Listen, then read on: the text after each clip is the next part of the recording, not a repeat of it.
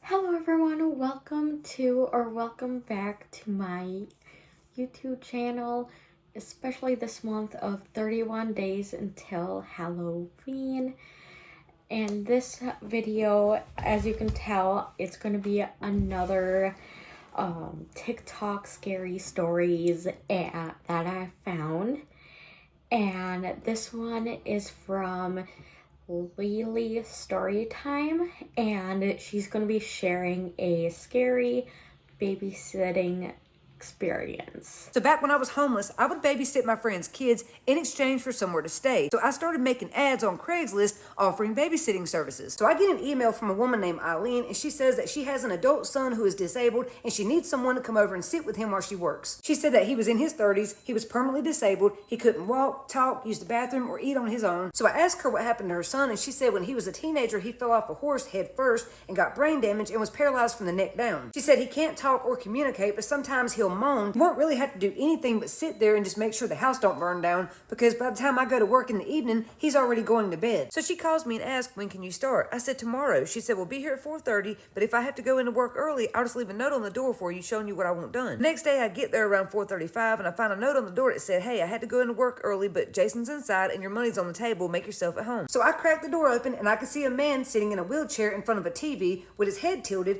and when I walk in, I say, Jason, and he doesn't respond. So when I get to the kitchen table, there's an envelope with my name on it, and when I open it up, there's $200 in it. So I thought, okay, she's serious about the job. This is for real. I found a long note on the refrigerator of things I needed to do. 8 o'clock supper, 8:30 diaper change, 9 o'clock bath. So I spent the night doing everything on her list, and then I put him to bed, and then I went to sleep on the couch, and I was just glad to finally have a roof over my head. Now, Eileen had these alarms set to let you know when to go feed or change Jason, so one of these alarms went off around 2 a.m. and it woke me up. I check on Jason, and then I go to the bathroom, and when I look in the mirror, my hair is balled up and has a big matted spot where something is like dried up in it. I'm thinking, did I drool in my own hair? What the hell is that? And I have to rinse my hair out in the sink and pick the shit out. So by 12:30 the next day, Eileen has still not come home from work, and now I'm making Jason lunch. So now it's time to wash him, and while I was giving him a bath, I could tell he was physically very excited, and when I was drying him off, his hand grazed across my ass. But I'm thinking it was an accident, because when you work that close with patients, you're bound to bump into each other one way or another. Trigger warning, this part is disgusting. So after his bath, I put him in the bed, and then I went and laid on the couch and took a nap, and when I woke up, that same shit was in my hair again. I had my hair pulled back tightly, but once again, it was pulled out like this and looked like someone had jizzed in it. So I'm leaned over the sink, rinsing my hair out, and I hear stomping in the hallway, but when I look out, no one's there, and Jason's in bed asleep. So now it's after dark, Eileen still hasn't come home, and now I'm Skyping with my boyfriend when I hear Jason moaning in the bedroom, so I go to check on him, but nothing's wrong. I get back on Skype with my boyfriend, and within minutes, my boyfriend says,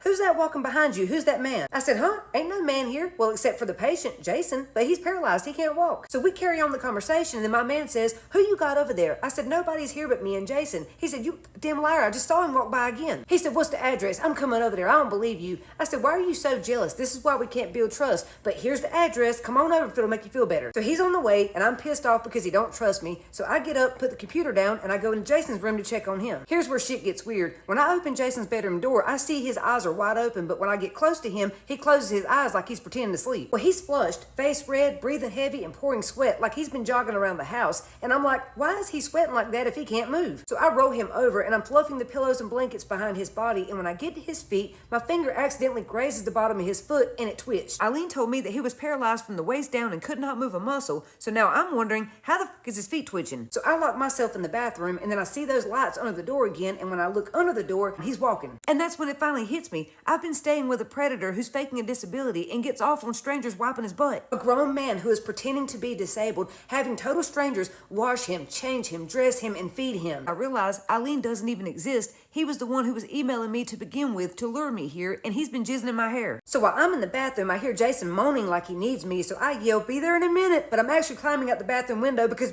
I'm leaving. My man shows up with a weapon, and we go in the house, and he takes one look at Jason and says, that's him, that's the man I saw behind you. So my man starts yelling at Jason, get up, boy, get up, come on, you ain't fooling nobody. You want to play games with my old lady? I'm gonna fuck you up. Well, then my man fires a shot beside Jason Jason on the bed, and that made Jason flinch, and then Jason jumps up and takes off running out of the house. My boyfriend follows behind him and fires another shot, and then I grab my boyfriend and snatch him back, and then we get in the car and leave. So as we're leaving, we stop by the mailbox to try to see who lives there, and when we open it up, it's jam-packed full of mail. It hadn't been checked in months, probably years. So we go back the next day, and a neighbor tells us the homeowner was put into hospice months ago, and that's why the power's still on. And squatters had been breaking into the house and staying there. The one thing we couldn't figure out was who called me that first day pretending to be Eileen, because the person I talked to sounded just like a woman, but it could have been this guy. I don't know. So I go to try to file a police report, and they won't even let me talk to a detective. They said it sounded like a scam, and they didn't handle those types of cases. Then my boyfriend gets mad and cusses me out for being homeless, saying I need to get my shit together. I said, I'm doing everything I can do. I don't have people paying my bills like you do. I said, you 30-something years old, still living with your grandparents, mooching off of them, got them paying all your bills, and you trying to tell me I need to get on my feet? Cute. When I was homeless, I went through hell. I was put in some very scary situations just to have food and a roof over my head. At one point, I was sleeping in my friend's pump house, taking baths at the lake, selling aluminum cans for money. I didn't want to, but I had to. When you don't have an income, a home, or support, you do what you got to do to survive, and that's what I was doing. If I were ever in that situation, I would more likely feel the same way of like WTF and grossed out, or just like had that weird bad gut feeling. Let me know what your guys' thoughts are on that situation. I would appreciate if somebody did that to me. So yeah. So this next one, I'm not sure how to pronounce her username, but she's going to be sharing about a time that she moved and she used a Ouija board.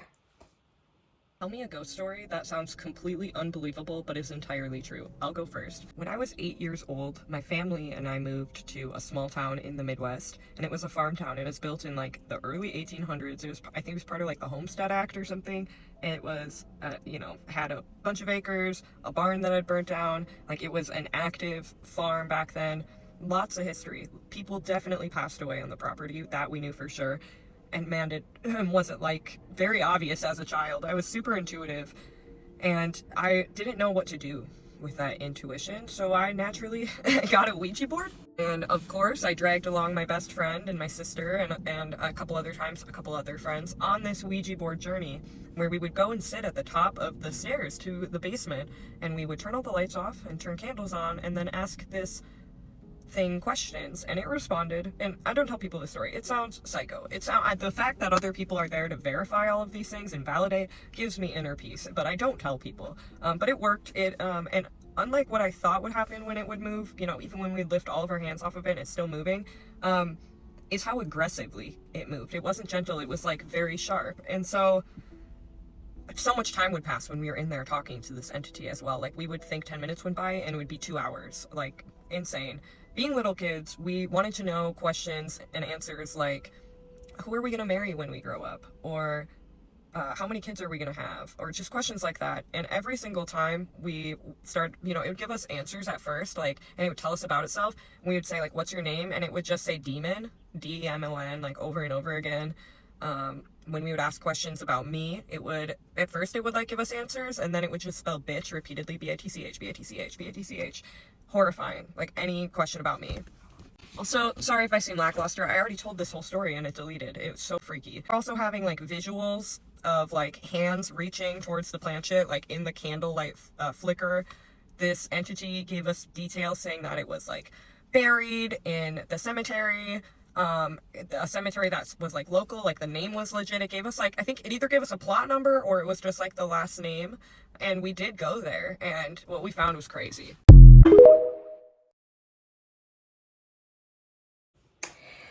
So with that story, just how much information she provided and all that, I'm not sure if that specific story or experience is actually true or not, just because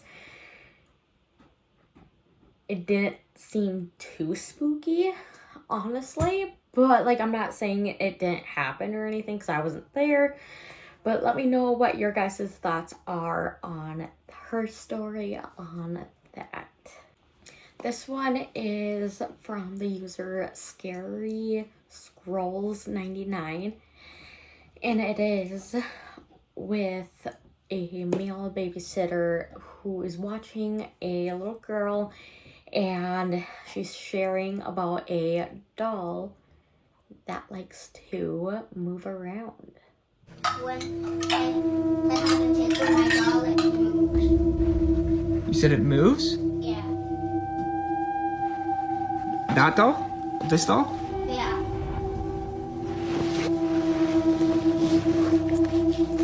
You said it moves? Yeah. Like you move it, or? What? When does it move? When you play hide and seek with her. When you play hide and seek? Yeah. Bro. The 5-year-old claims that the doll actually moves on its own when she plays hide and seek with it. The babysitter is a bit creeped out, but his morbid curiosity gets the better of him, and he decides to test the doll himself. It did not go well. You're playing hide and seek.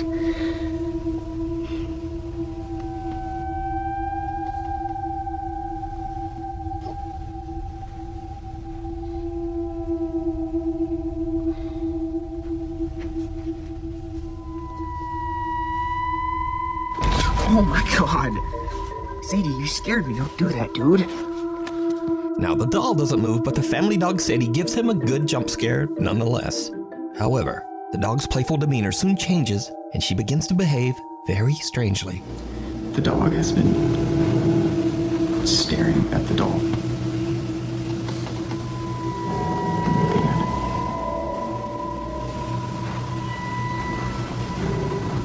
I'm kind of freaked out right now.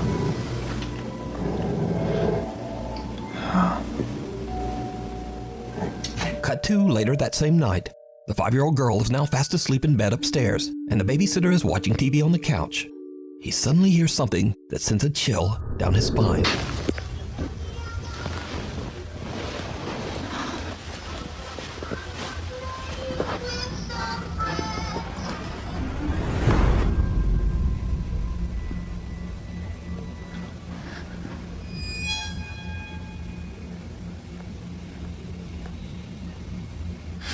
Yo.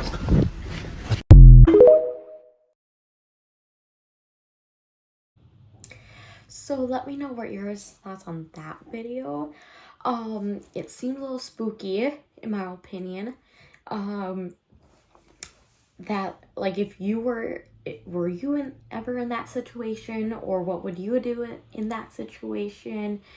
So yeah, it seems a little spooky. The dog was kind of gave me a jump scare a little bit, but let me know what your guys' thoughts are.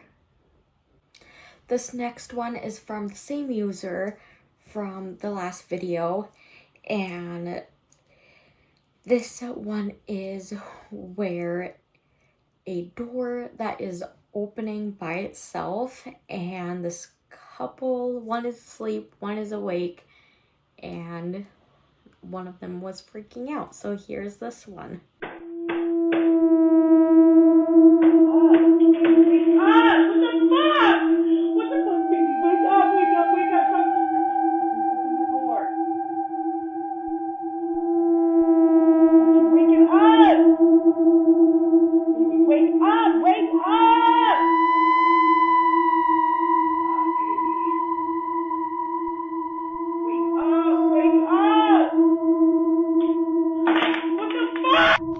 Wait, say it again.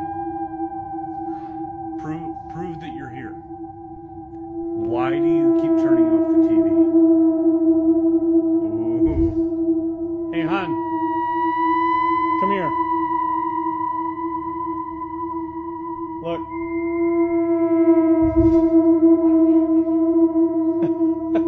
I don't think it's just down here.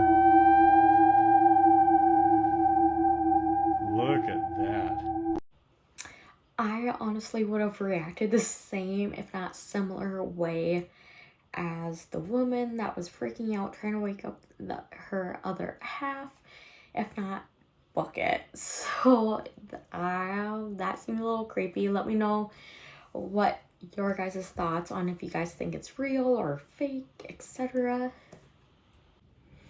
This one is also from this previous user on TikTok that posted it, and it is a bus driver driving, I'm assuming, a bunch of students to home after school, and they just randomly disappeared. You kids step forward, please. Facing forward, thank you. That's what I like. Everybody hang on!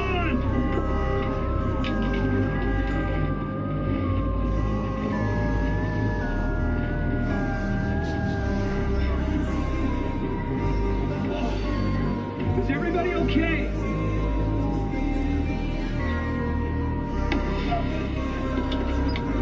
Kids! Kids!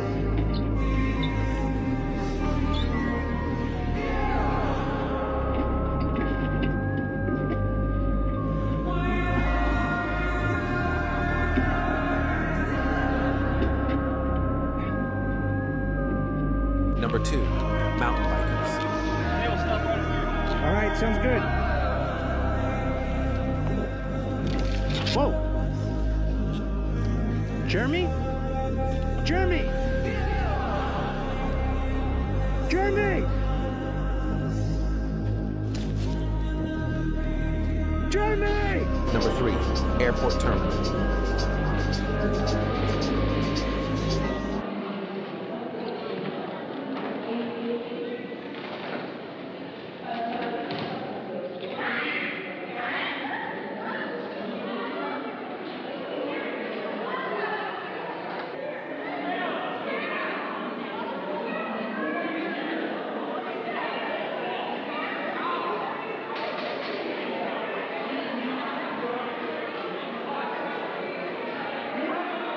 Number 4, restaurant.